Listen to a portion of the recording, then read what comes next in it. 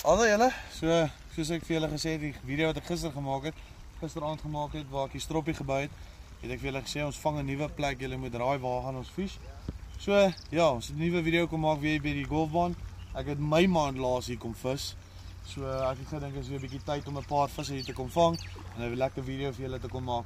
Het ek een van hierdie golfbaan se beautiful blouback karpers weer in die gang. En ons laaste visie vir die dag. So ja, moenie uitmis op die video nie, gaan check ons op YouTube. Link is op die TikTok, julle kan die YouTube gaan check. Klik net op hom, hy vat jou YouTube toe.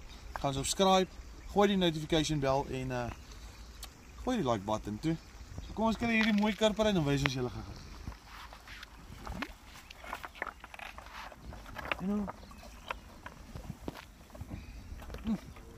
Kyk net hierdie tacky back. Manne.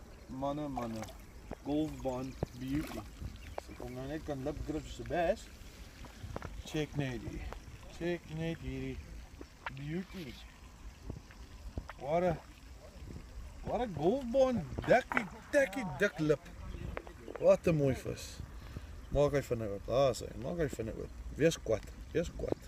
So ja, baie mooi karper. So ja, lekker soos ek sê ouens, gaan check op YouTube uit. Die video sal seker in die volgende 2 weke drop. En dan kan julle sien wat so lekker vis ons gevang het. Kameraman daar agter het ek 'n paar mooi vis gevang. Sy eerste kaap en sy eerste karper ooit gevang. En ek dink op hoeveel het jy geëindig vir die einde van die dag? 16. 16, manne, 16. So, wel dan in die kameraman op sy mooi karpers wat hy gevang het en sy beautiful kaap. Maar ja, tot 'n volgende keer, sien julle weer by die dam en stywe lyne en vang hy vetty.